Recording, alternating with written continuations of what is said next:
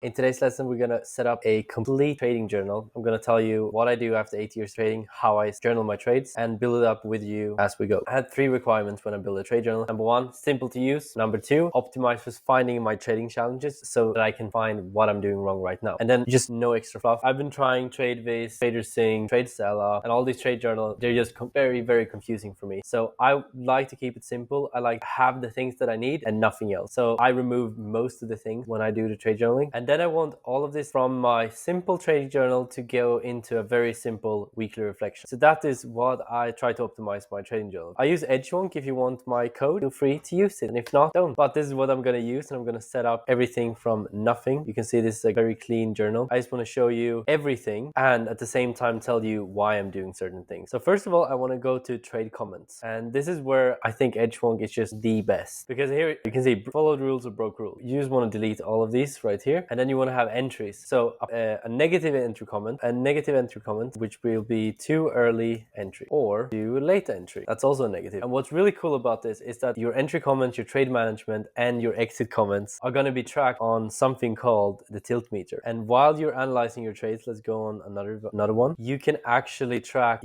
how well you're trading. So this tilt meter behind here is going to track your trading process and not your P&L. So it just tracks how well you're trading, which is super important. And that's why I like Edgewonk so much. So the trade comments, so you have negative comments right here. And then what you want to do is add a positive comment. And the positive comment for me is your exact entry. Break of signal bar high. And I see a lot of people doing perfect entry, and it just doesn't work, because if you have a perfect entry, that's based on emotions. It's not based on your system. So all of this has to be from your system to either it's perfect or it's too late or too early. There's nothing in between. There's nothing else that you can do. So if you have 1 or 2, I have 2 different ones. So break, signal, candle, plus close, candle, next candle, basically. Those are okay. So that's great. And then we have trade management. We let trade play out. Again, this is about what you have on yours. I'm just looking at my screen just to build from my template. The template you can download in the description. For no reason, moved to break even after 1 hour. That could be a positive one if that's what you're trying to do. And then we have exit comments. Again, too early, too late, negative. And then you have your full exit comment, which for me it's basically most often just 1.5 hour or ATM set bracket orders. Now already you can start tracking your execution, and that's perfect. If you would just do this, that would be absolutely amazing. But then what I like to do is go on the custom statistics, and this is what I know all the other trading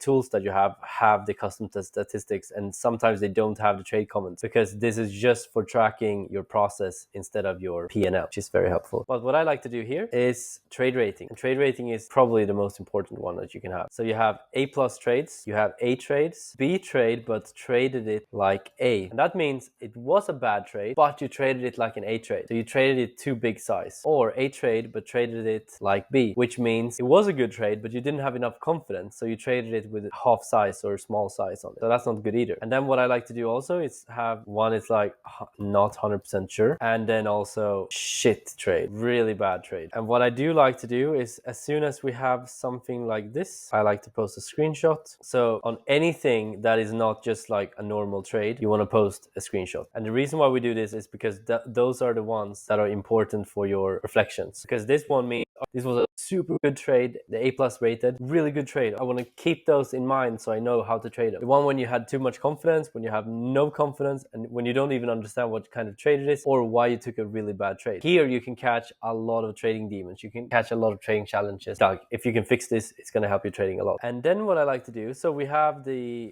entry comments, the management, the exit comments. Now we have the trade rating too. What I like to use here is trade errors. And this is anything else that you feel like this is what I do sometimes that you just want to keep track of. Either you can keep this empty and then fill it out as you go, or you can just put some classic ones, which is not enough RR to next level. So you took it it didn't have room to play out, or trade not in plan. These are actually just my trading demons. Wrong stop placement, and just that would be mine actually. Maybe took trade in range or something like that. If you would just do that, your journal would be great. And then the only thing you would do would just go on your journal. So of course you import the trades automatically here from whatever you have, but let's just add a trade here. Exit price is 2, boom, thank you. It doesn't matter, it doesn't have perfect, I just want to show you. So first of all, we need to delete some columns because there's a lot of shit here that we don't need. So position size, open quantity, let's just delete all of these. This is what I mean, we don't need all of this shit. Direction, option type, trade type. So now you can see there's not a lot of things here. And we just go on our setup. I didn't put any setup yet, but we go an entry comment and the entry was break of signal bar high. Great, that's a positive one. Trade management, I moved the stop loss for no reason. So that's a negative one. And then I exited before 1.5 hours. So that was too early. The trade rating was A, perfect. And the trade error, no trade error. So perfect. Now that's it. And now you can see, I don't think we can see that yet, but now you can see it here. And once you add up more trades, you can start looking at the tilt meter and you can see what the problem is, what your challenges are. And the way we analyze this from your weekly reflection is basically just going to either you go to your journal and you go to advanced filters, and here are all your things. So you can see how many trades that I have with 2 late entry, 0. And all I want you to do on the weekly reflection is just click through all of these and find your problems and see why they are there. You make the reflection out of understanding what the challenges are. And I would say if some challenge happens once, it's not that important. But if something happened 3, 4, 5 times in a week, it's super important to shine a light. Because let's say the problem is that you have an early entry, you take in early entries. Then all you need to do, let's say your problem is taking early entry. So you're taking them here and then you're getting stopped out down here when you really should take them here and have your stop loss here. All you need to do in these cases is to just clearly define your entry. And then you need to focus on that entry. So for me, it's signal candle. We have a signal candle and then break of that candle high. That's where I enter. I don't enter inside a candle or here.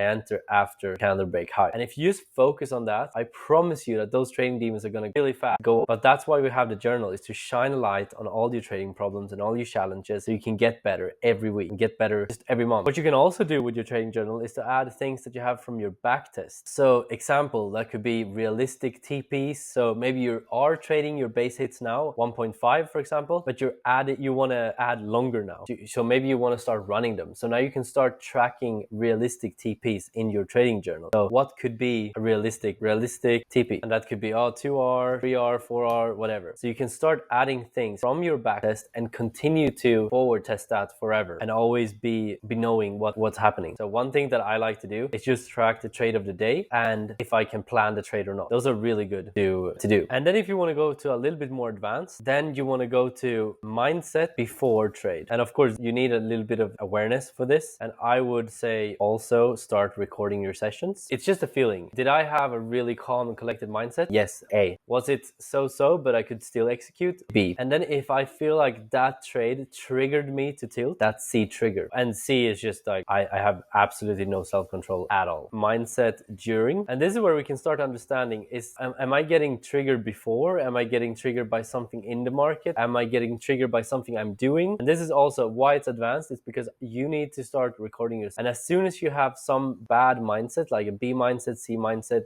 during your trades and not before your trade, or something just triggers you, you got to understand in the video what is triggering you, and then build your system out from that. So that's the way I would do it. And this is all you need. I'll put that template down in the description. This is all you need. And from this, again, all you need to do is click through the negative comment every week with the advanced filters and see what's going on, what happened on this trade. On your C trade, you can even say like this: if you ever have any C mindset, these trades you watch your own recording. You can download OBS for free, or you can do Loom paid. I like OBS, and then you can record every trading session. And every time you have a C mindset, on the weekly reflection, you just go back and you watch why were you triggered, why did that emotional trigger come up? Because as we talk about in these videos, is there's no emotions without an emotional trigger. So if you can find emotional trigger and change that and build your system around that, maybe that happens when you take 3 trades in a row. So maybe you should limit yourself to 2 trades or 1 trade per day, and then that trigger will never happen. That's something that happened for me, is I know if I take more than 2 or 3 trades, I know I'm going to tilt because I'm not taking it serious anymore. That's what I would say, is find your triggers, find what triggers your emotions, and then change your strategy depending on that, or become aware of it so when it's going to happen, so you can just be prepared for it so it doesn't really happen. So I hope that was helpful. And the next video, so we're just going to continue this little mini course, so you can just watch the next one in the playlist, and I hope you enjoyed this. So I just want to show you. So example here, this is the way I would do it. So here you can see mindset during trade, heightened emotions, and answer why. And there was also a shitty trade, and the trade was not in trading plan. So here we can see some sort of a big problem. So something is happening here. And I just want to go onto this trade, and now we can look. So I took a trending sell here right after a really big drop, a 200-point drop. And I know that this is has been one of my biggest problems previously, and I did do this again. But what I know now, every time I go into a trading session, I know that if we get 100, 150, 200 points, I only wait for two things, because the 1-minute trendings are triggering my emotions. But if I wait for a 5-minute trending or a consolidation of the 1 minute and then IFVG to the downside, that's what I can trade. So that's really how you do it. You find these problems, you see what is going on, what's happening, and then you change your strategy depending on that. Or you not even your strategy, but just your system for how things are working out for you. So I hope that makes sense, and I hope you enjoyed.